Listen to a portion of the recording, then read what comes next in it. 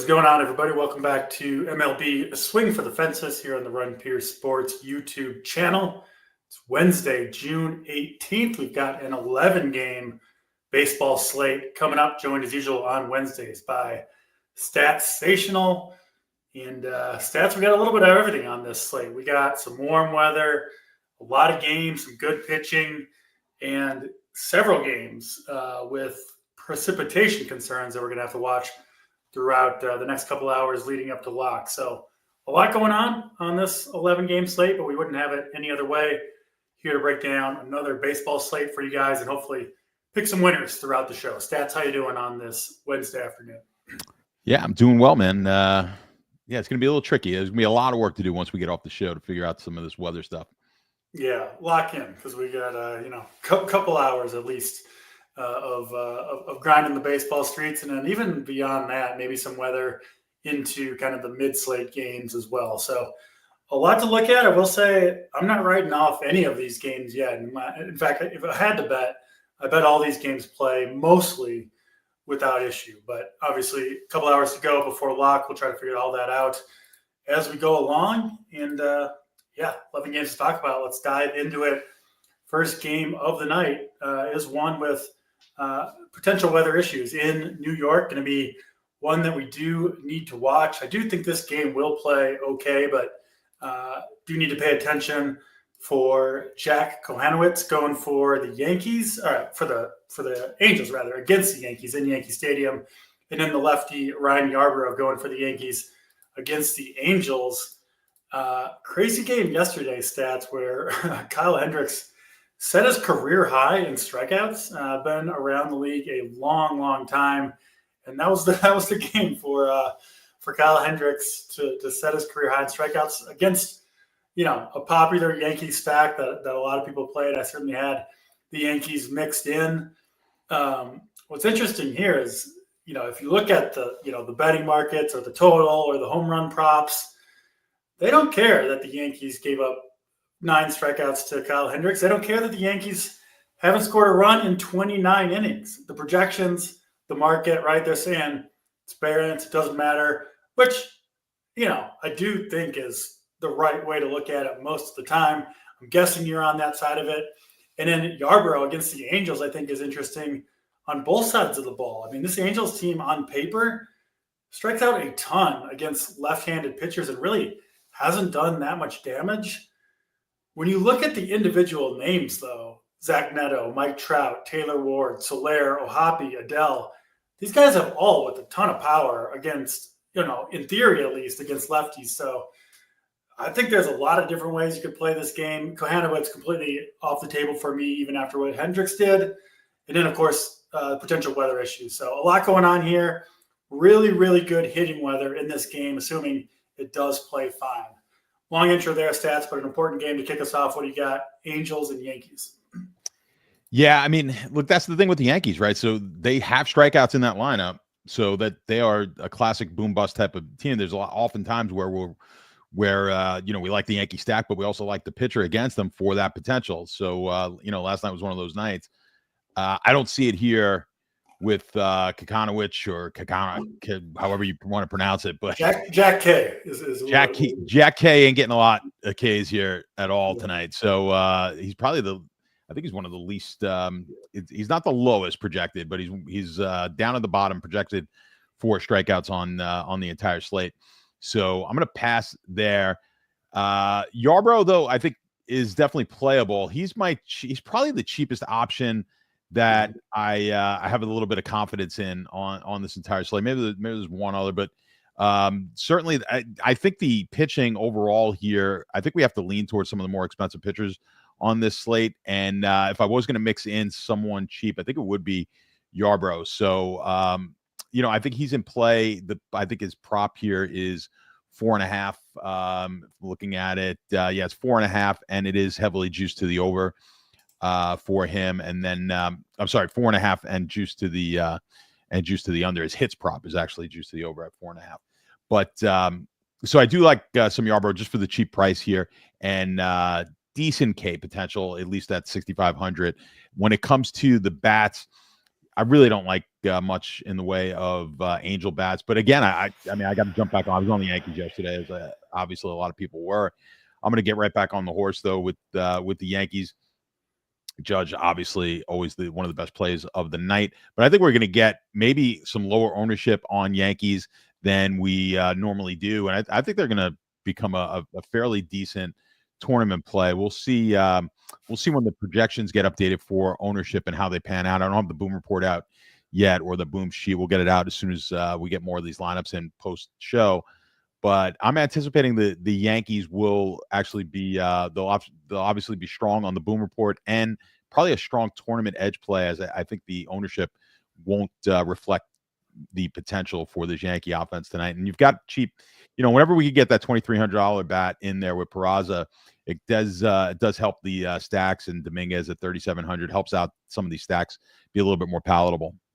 Yeah, you can't play him there, but Ben Rice at catcher tonight. So his first start at catcher of the year. So you do have a little bit of a different lineup from the Yankees, who they got a crowded team right now, and a lot of potential in this team if they can stay healthy with some of the bats they have. I'm with you. I'm back on the Yankees here.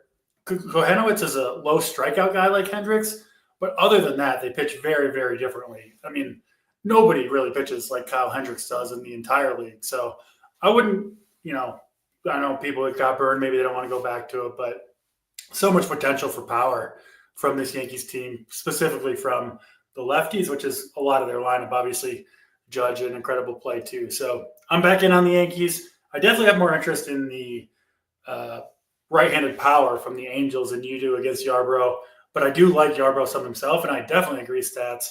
To me, he seems like pretty clearly the best cheap, really cheap pitching option. I don't really see much else down there that I'm willing to play at all. So I guess almost by default, I think Yarbrough a pretty good play because, listen, I mean, there's some absolute studs to pay up for at hitting on this slate, along with aces that are expensive. So I do think Yarbrough viable. I will also be over the field, though, on the Angels bats, specifically as, mini stacks or one-offs, trying to get those home runs in this stadium tonight. Arizona and the Blue Jays are up next. Two cheap pitchers here, both lefties. Eric Lauer going for the Blue Jays. Kind of been working out of the bullpen, some spot starts.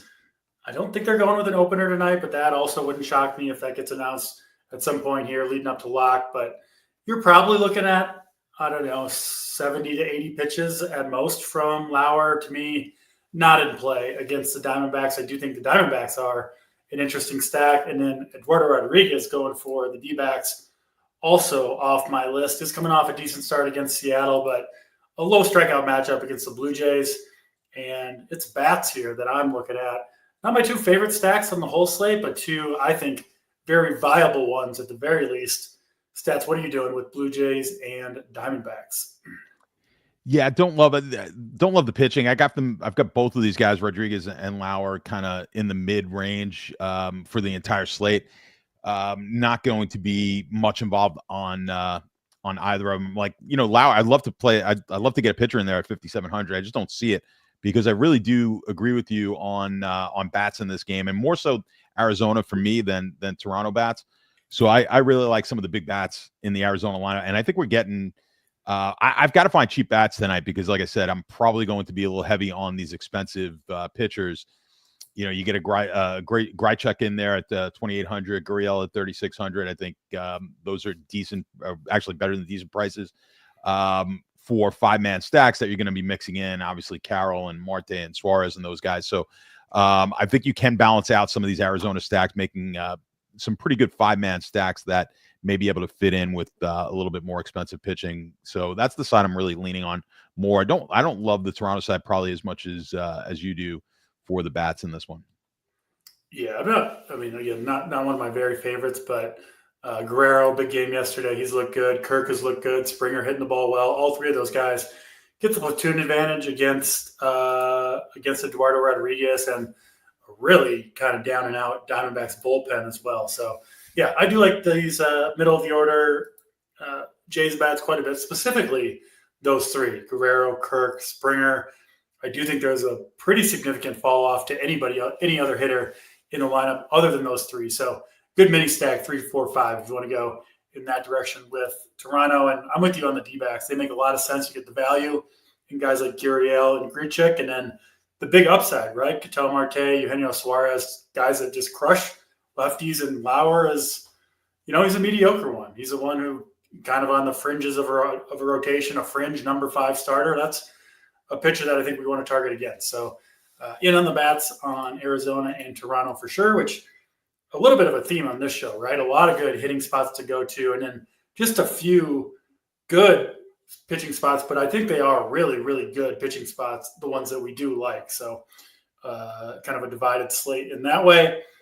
Let's get to another game, stats that has potential weather issues in Cincinnati, Great American Ballpark, and a game that is expected to play extremely home run friendly. I like to use a site called Ballpark Pal. I mentioned a lot on this show.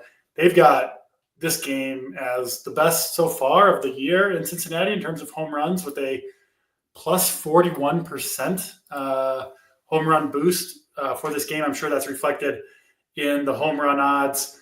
You have two pretty good pitchers going here. Nick Lodolo from the left side for Cincinnati, Bailey Ober from the right side for Minnesota.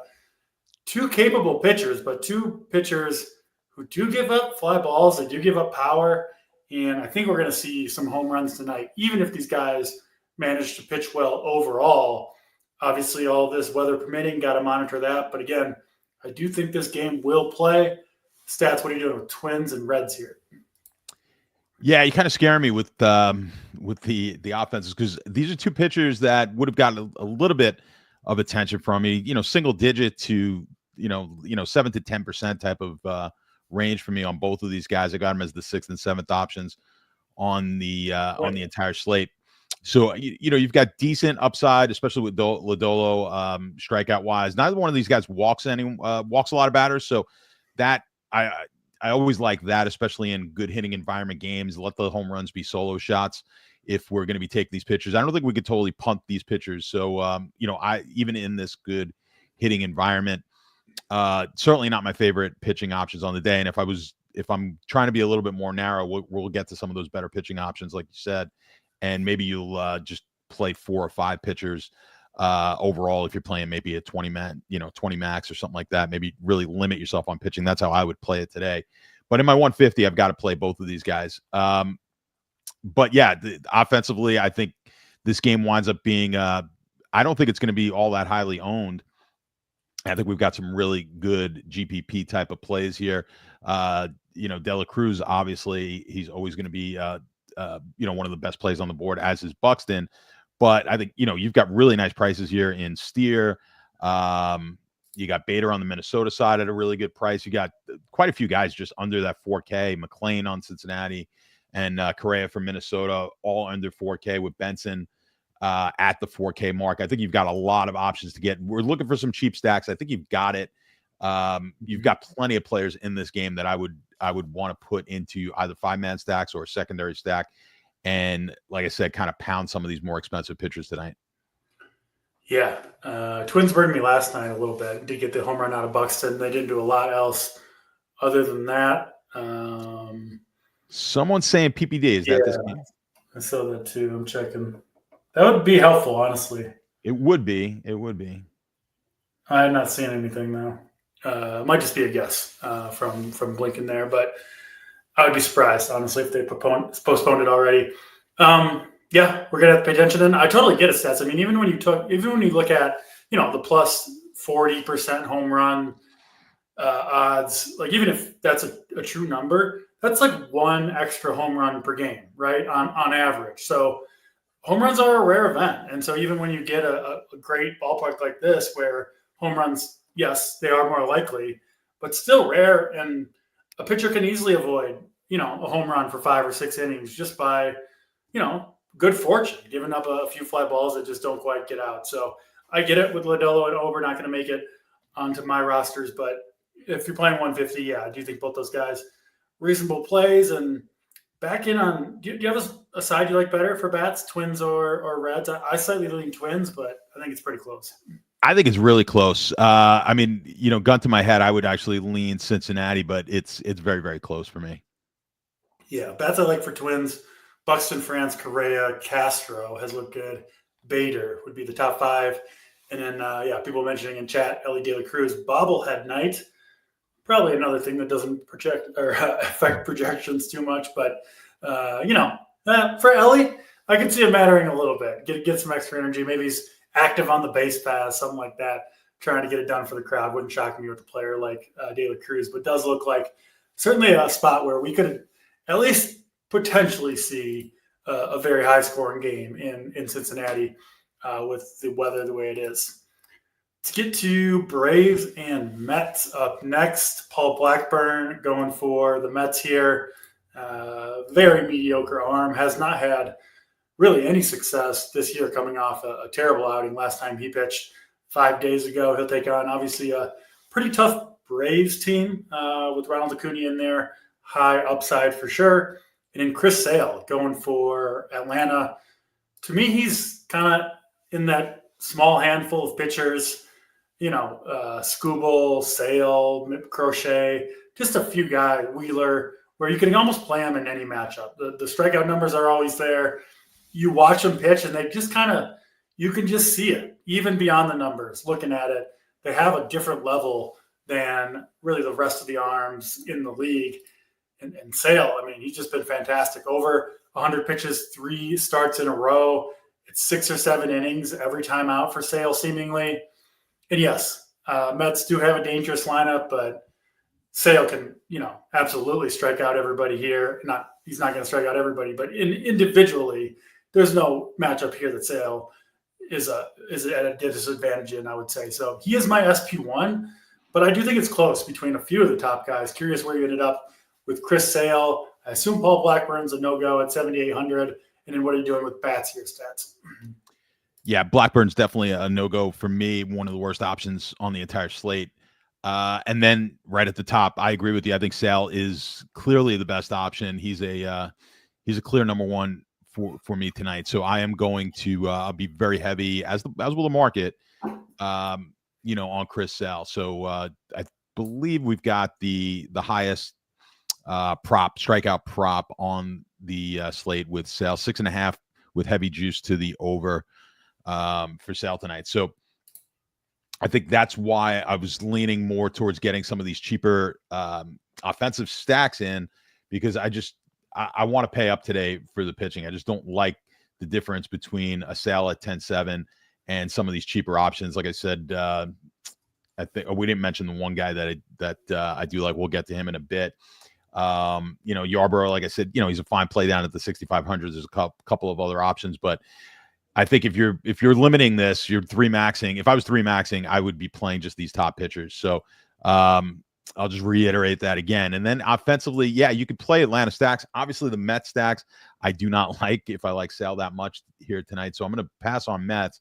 The usual suspects here: Riley, Acuna, Olsen, Ozuna, always are going to rate out fairly well. They're not my favorite stack on the entire slate. You are going to be paying up here, so I'm probably not going to have all that much Atlanta stacks here. Maybe some one-off pieces, but especially Acuna at a one-off at 64. If I could possibly squeeze him in, I don't mind that, but I don't think I'll have a ton of Atlanta stacks just because I think the price is a little prohibitive on the guys that I like the most. You do have some cheaper options, but they're just not guys that I'm high on. Harris, Verdugo, those guys there tonight. Never any cheap, cheap discounts for the Atlanta bats. Hot or cold, they make you pay for Acuna and Olsen and Ozuna and Riley if you want to get them in your lineup, which makes sense. I do like them a fair bit here. I'm with you. Maybe third or fourth on my list are the Atlanta Braves. This one should be good for weather. Not completely safe, but I would be pretty surprised if there's significant issues in Atlanta. So we should be good to go there. And yeah, glad to hear Sale as your number one. It's every start out for Chris Sale. There's no reason to expect anything other than more dominance tonight. So seems like a pretty good guy to invest in your lineups. Let's get to Baltimore and Tampa Bay. Same weather as always in Tampa, hot, humid, wind blowing out. Will continue to be a home run friendly park. Rays let me down yesterday. We're also Monday, not so much yesterday. Tonight, they get Trevor Rogers, who making his second start. Used to have some talent with Miami, and he did pitch very well against Boston. I admit I did not get to dig in on Rogers this morning, but I'll look into him a little bit here. I do think on paper the Rays look pretty good. It's been a struggle for the most part for Rogers for a couple of seasons now. And then Taj Bradley going against Baltimore.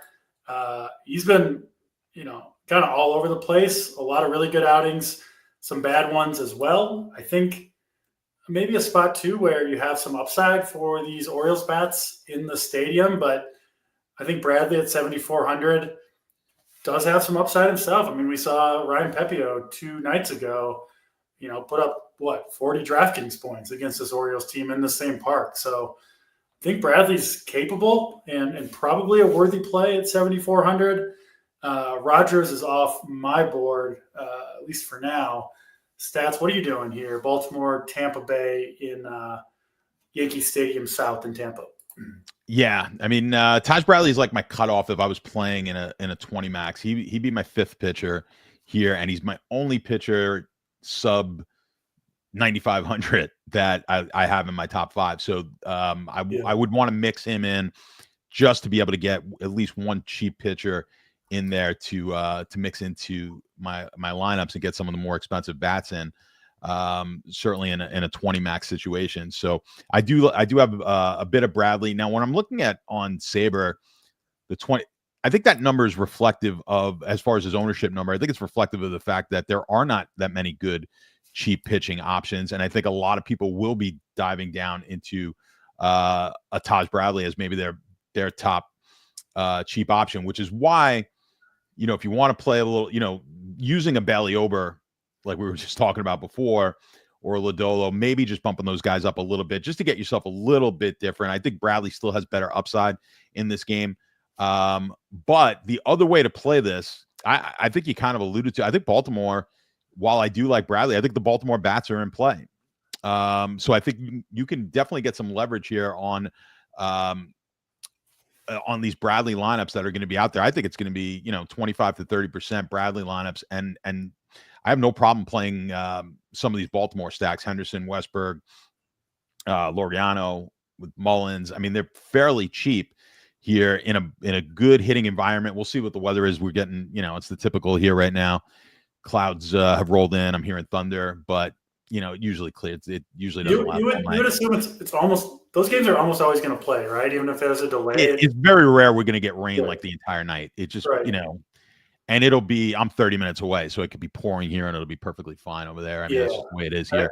It should be fine. I don't expect a lot of PPDs for them. They're just going to have a lot of delays. They're going to be quick rain delay because when it rains, it as they say, it pours. So it comes down pretty hard here. But I think Baltimore is. I think the way to play this one is actually, again, I'm going to be using Bradley, but I think Baltimore as a leverage play in some stacks is really interesting at these prices. So to get in 2 of the expensive pitchers with a Baltimore stack, I don't think it's a bad leverage play at all.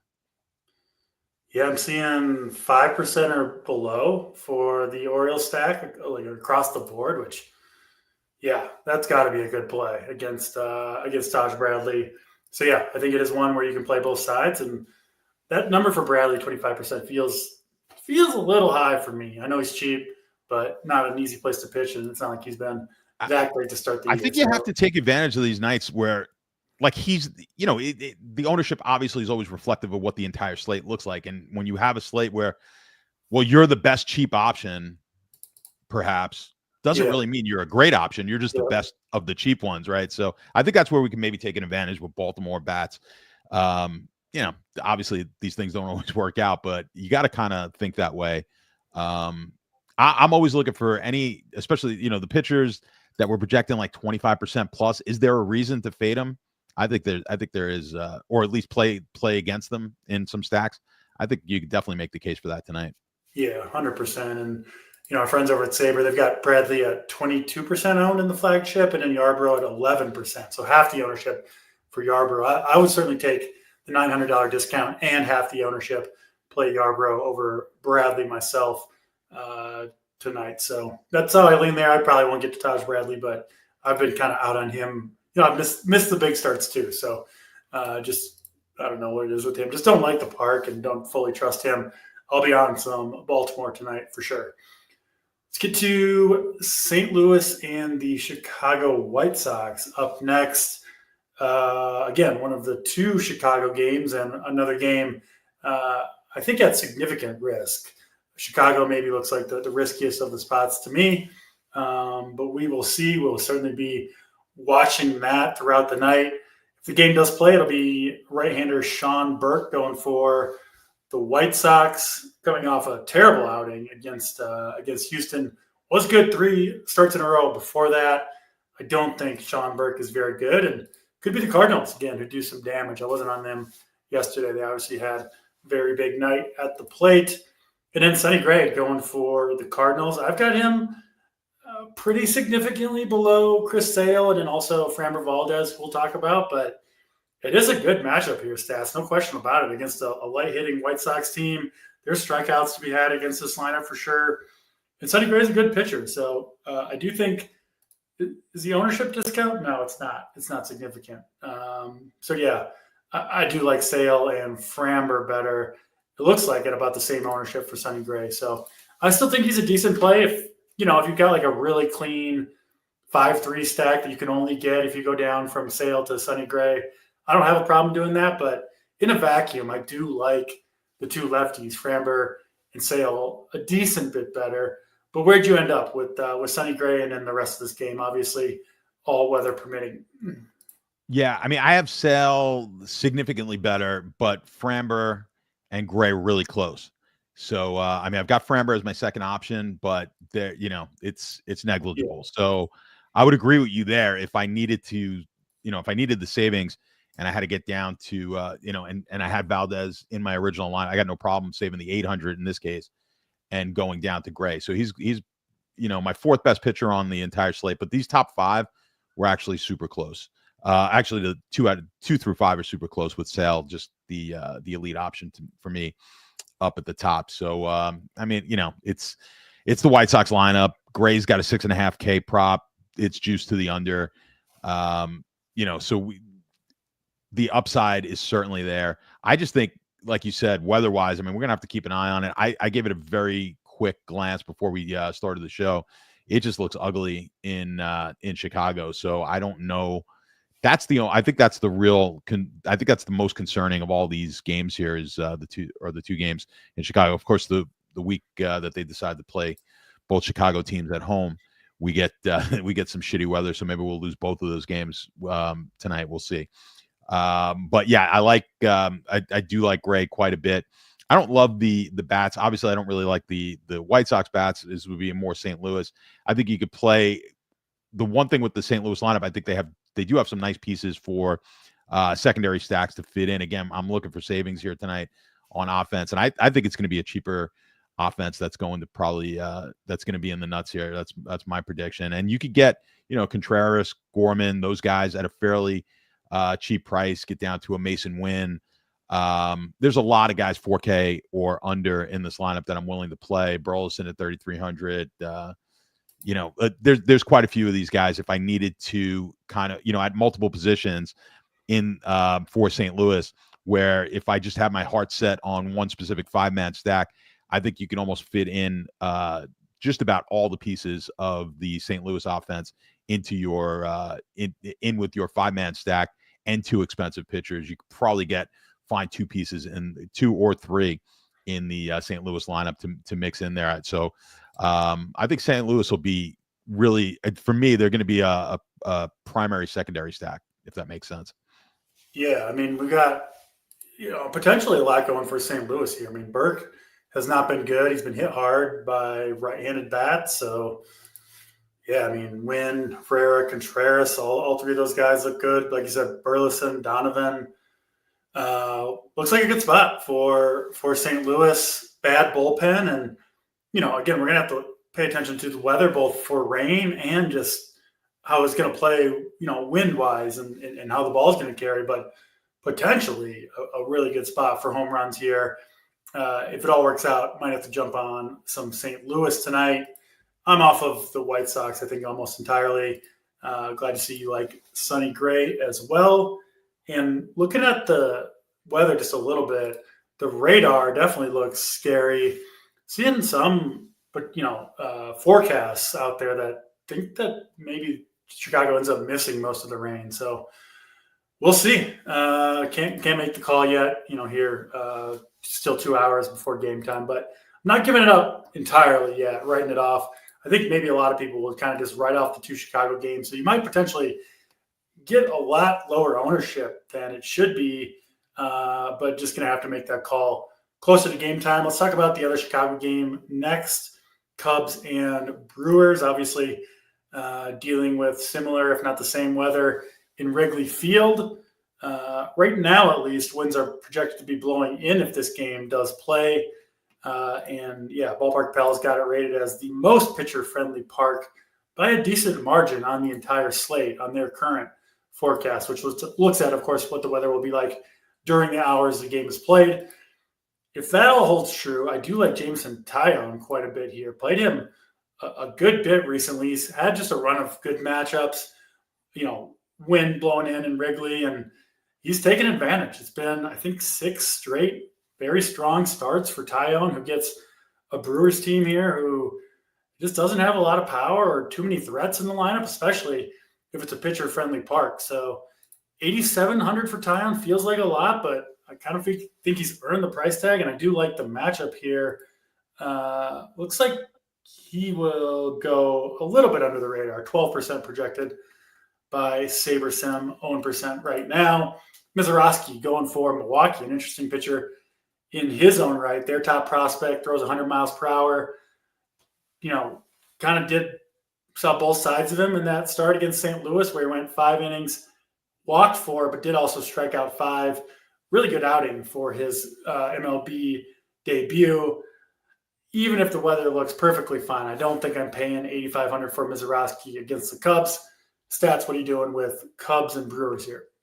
Yeah, I mean, I'm going to pass on Mizorowski as well. 8,500, way too high a price tag. The Taillon, I'm not nearly as high on you. I mean, I've got him as my 9th best pitcher on the slate, Okay. but I mean, I'm just not seeing the strikeout numbers. Great, he's not going to walk a lot. He's probably the best control pitcher on the slate tonight. We don't expect to give up a lot of runs, but I think the upside is limited with the strikeouts. When I look at the prop market, 4.5 Ks, and that's juiced to the under. We're just not anticipating a whole lot of strikeouts for an $8,700 price tag. So I don't like it.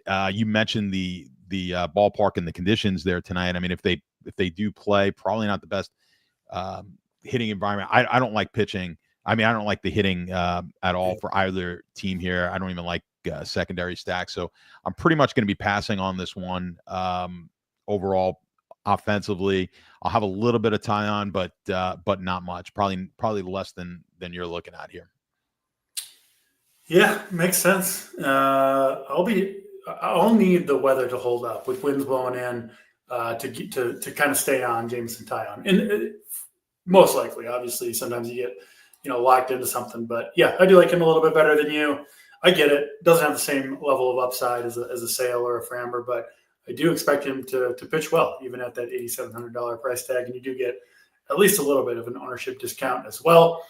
Let's get to Royals and Rangers, 2 lefties going here at least presumably opposite ends of their career. Kris Bubic breaking out. He's been awesome all year, outside of his last start against the Yankees, where he did get knocked around a little bit.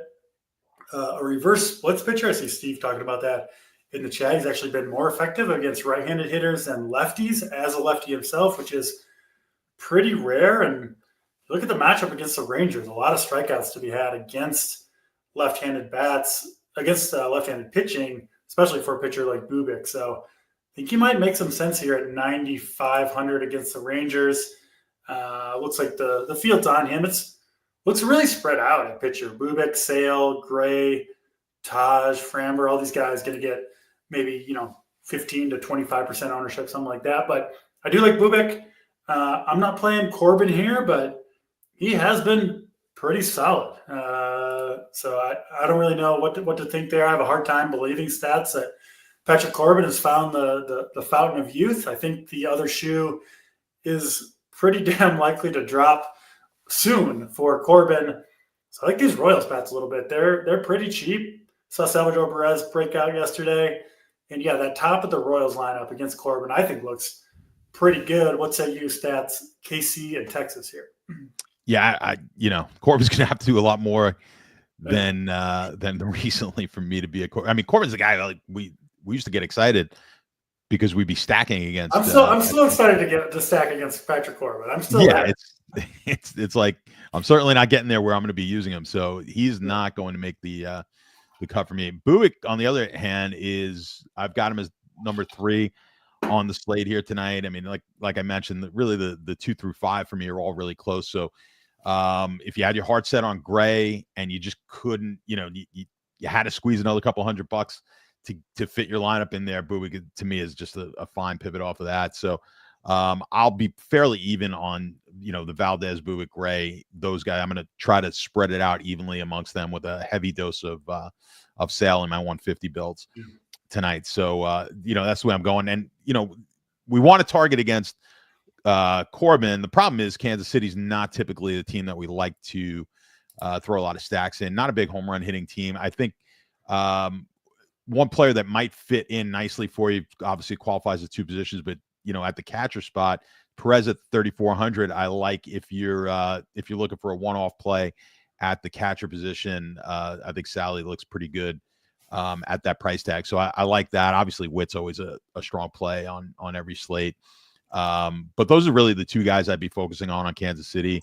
Don't love much on the Texas side of this game. So for me, it's going to be Bubic, and then a couple of either one-offs or a couple of secondary stacks with Kansas City. I don't want to get too crazy with with this Royal lineup. Like I said, they just typically won't hit enough home runs for us to win a big GPP. Yeah, I think that's fair. And you don't have, this game when played indoors, not a great place to hit, all that stuff going on, but still cheap and I think relatively low-owned Royals team, right-handed Royals team against Corbin. I got to be in at least to some extent. So I do like the Royals. If you're playing on FanDuel, they're very, very cheap over there. Easy to fit with a top stack and a top pitcher if you want to do that, which I think is a pretty good way to go against Patrick Corbin. I'll take my chances. Corbin needs to prove it at least a few more times before I'm done stacking against him. And yeah, Bubic growing on me as the day goes on. Looking at some of these strikeout numbers for Texas, I think he's got a pretty good chance to rack them up tonight. Let's get to Cleveland and San Francisco as we move over to the West Coast for Justin Verlander making his first start since a month ago, May 18th. So his strikeout was sitting at like 3.5 earlier. So for me, Verlander not in play. Won't be going there at 7K. And won't be going to Logan Allen, I don't think, either at 6K. If I had to choose, I'd play Allen over Verlander, but I do like Yarbrough, Taj Bradley better than Allen. Don't think he's completely out of play against a high strikeout Giants team, but certainly not my favorite option on the slate. Bat's going to be a tough sell for me in this one in San Francisco, given all the other good hitting conditions we've got on this slate. Over to you, Stats. What do you see? Cleveland and Giants. Yeah, I think we're on the same page. I mean, you look at the strikeouts, like you said, Verlander was 3.5, slightly juiced to the over, with Allen at 4.5, heavily juiced to the under. So they actually come out if you do the distribution, all that not all that far apart from each other. So neither one of these guys are we expecting a big strikeout total from tonight. I've got them as my 14th, 15th option pitching. So they won't make the cut for me. I agree. If for some reason you had to choose between the two, luckily we don't. Allen would be the better of the 2 options. I think just a little bit better strikeout potential. But yeah, with that said too, I mean, we don't like the pitching all that much. Don't like the hitting either. So I'm passing on this game totally. I probably won't have any players in this game at all. So I don't want to get too deep into it. I think I'm going to pass on both sides, pitching and offense, in this ballpark. Yeah, exit off and hope for a a 3-2 game with not a lot of strikeouts for either pitcher seems pretty likely in San Francisco tonight. So I'm with you. Can turn it into a 10-game slate and get rid of that game. Can't get rid of this game, though. A's and Astros in Sacramento going to be, I believe, the hottest game of the year there so far. Certainly going to play hitter-friendly. You talked about that 40% home run increase in Great American. I'm seeing 34% right now from Ballpark Bell on this game in Sacramento at Sutter Health Park. So ball will be flying. We saw the Astros absolutely nuke last night. That felt like the easiest of calls. They don't all work out, but against JP Sears, good to see the Astros do what we expected. They get another hittable pitcher tonight in Severino, but one that much more effective against righties than JP Sears is. I was all over the Astros, by far my most owned team yesterday. I think I'm jumping off for the most part tonight, even in this park. I don't think they're bad plays, but I think maybe after last night they go a little bit over-owned.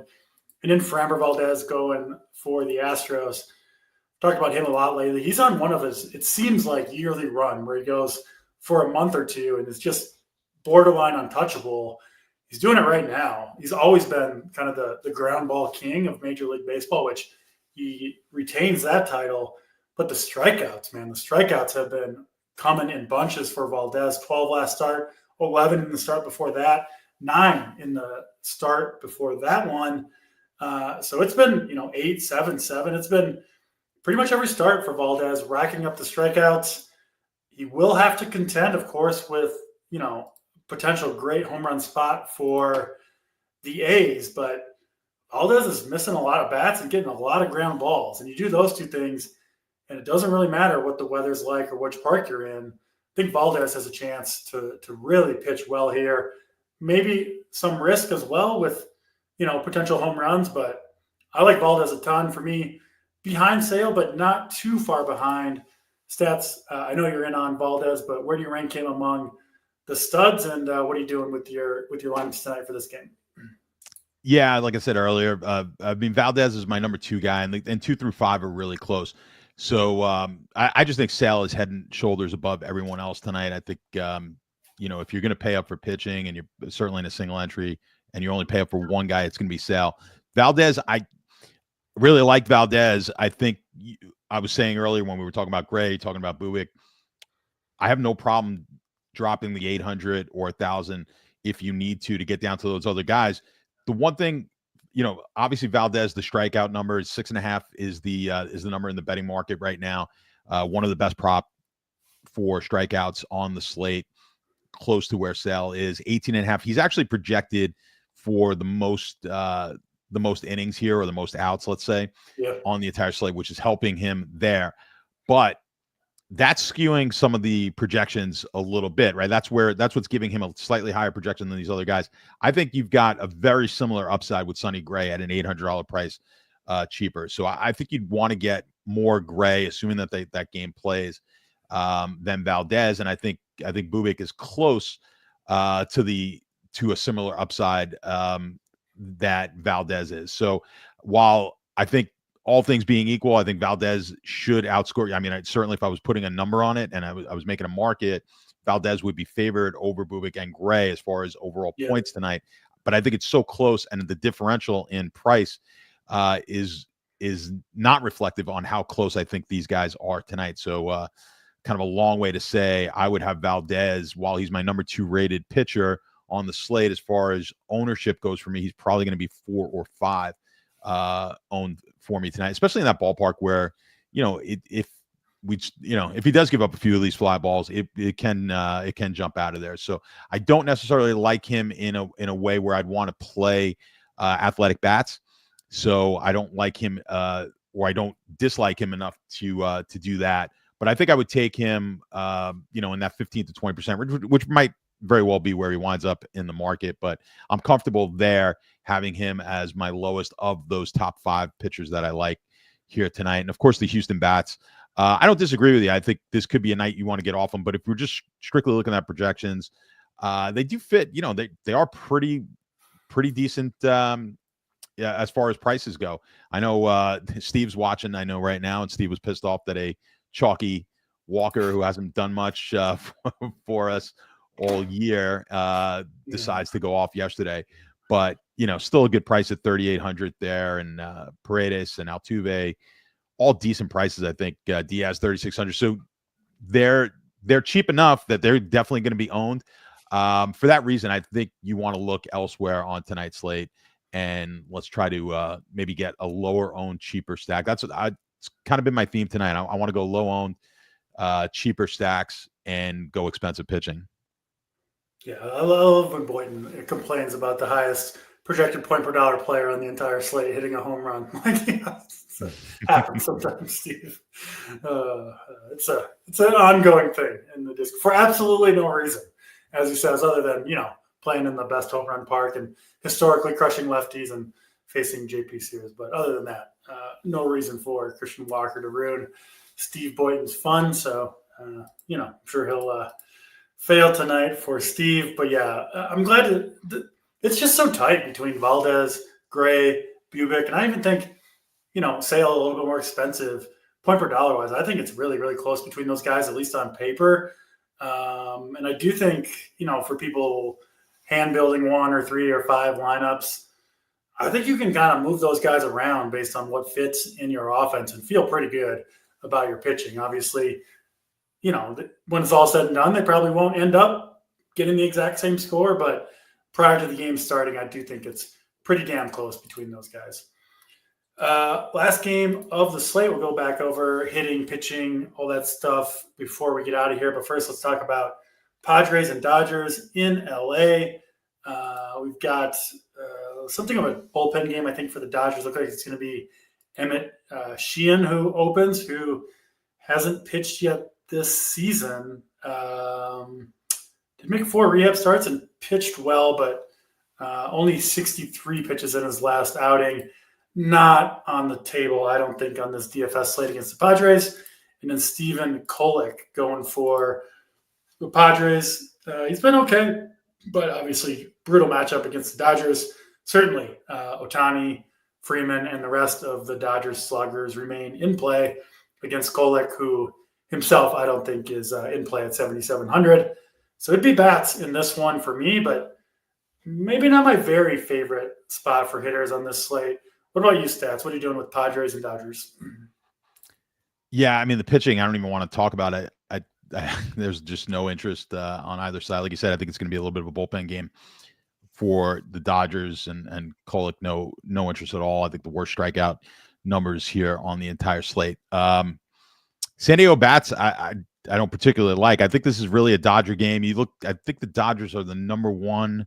Are they number one on my stack? They were number 2 behind the Yankees as far as team totals go in the prop markets. So obviously going to be a popular pick. It's expensive. So for me, I'm going to wind up being underweight on the Dodgers because, again, I'm going to be overweight on some of these cheaper stacks. Now, if you want to get an expensive stack in there, I think the Dodgers are as good as it gets here tonight.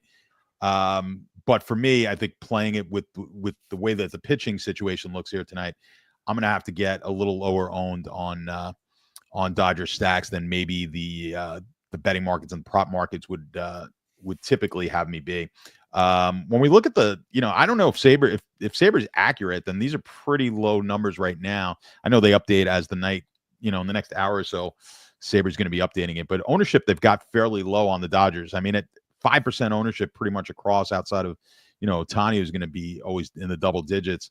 Yeah. That is rather low. Like if I knew for sure we were getting 3, 4, 5% on most of this Dodger lineup, that might change my opinion, but I think they're going to be a little bit higher owned than this. I think they all push the double digit. I think Ohtani gets up closer to the 20% mark, maybe than the 10% mark. So if I'm right, then because I'm actually looking at being right around where Saber is on this 5-6% range, which I think is going to be under the market. So that's where I would be on Dodger stacks. As good as they look here tonight, it's just a matter of I've got to go elsewhere if I'm not convinced that these expensive pitchers are going to be the way to go.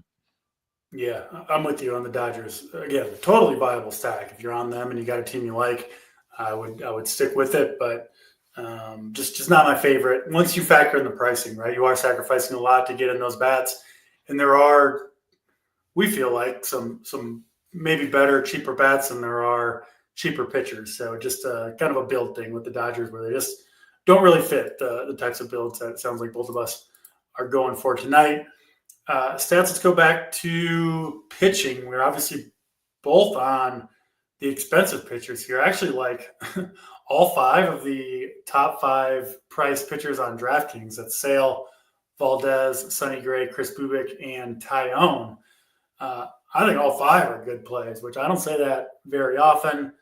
But what about you? What are you looking at? What do you think is your favorite combination of pitching? Obviously, we kind of view these guys a little bit interchangeably, but what are you most confident in tonight? Yeah, I mean, if anyone's new to watching, certainly you, then they may not know. I mean, it's rare that you are the guy who's going to be looking for chalk expensive pitching. So, and I'm on board with you tonight. I just think that's the way it goes. So, I mean, to me, it's Chris Sale and everyone else here tonight. That's what I'm looking at. So he's my most important pitcher. And I'll just say, look, I'm going to throw Taj Bradley in there because he's my favorite of the cheapest options. But again, I go back to, I think Baltimore, getting some Baltimore stacks in there could be a really sharp play, really sneaky way to leverage against Bradley. Yeah, you threw Bradley in there as a cheaper option, and honestly, there's not many that I'm at all excited to play. The one that I do like a little bit is Yarbrough down at 6,500. I think makes some sense if you're trying to get in some of the bigger stacks. But most of those guys down there below, really below Tyone for me, kind of off my board completely. So is a slate where we do like pitching, or spending at pitching for sure. What about stats? Your top, give us 3 stacks tonight on a big slate. 3 stacks. I mean, I'm going to give you stacks, not that I necessarily the best stacks for when it comes to, like, what I think who's going to score the most runs. I'm going to give you some stats. The highest plus expected value stats. Yeah, exactly. So I'm going to throw Baltimore in there as the real long shot kind of sleeper. Won't be high owned stack in there. I like the Arizona stack tonight as well. And let me kind of scan through which other one is kind of jumping at me. Who could we go? How about St. Louis? Those will be my 3. I'm looking at them now. There's a lot of options for stacking. There's a ton of options that we can go with. A lot of teams that I like, which means I'm going to leave off the Twins, but I do like them as well. But I'll give some off the boards ones as well. I really like the 3, 4, 5 hitters for the Blue Jays against Eduardo Rodriguez. I think they'll go overlooked, so more of a mini stack there, but I do like it quite a bit. I will throw in, you said the Diamondbacks. I got to go back to the Yankees here. I think they hit in a big way after a few down games, especially yesterday. So Jack Johanowitz just not the answer, I don't think, against this Yankees team. So I think they get back to it tonight and do some damage. And then the Royals. I think the Royals are a good contrarian stack against Patrick Corbin, even in neutral hitting environment in Texas. All right, Seth, that'll do it for this show. This show will be back. I won't be, but the show will be back tomorrow. Appreciate everybody watching. Get on over to Run Pure Sports. We'll be in the Discord looking at the weather, giving final calls, getting the boom report up, putting cores in, everything you guys need for baseball success tonight. For now, though, that'll do it. He's Stats. I'm DC. We're out of here.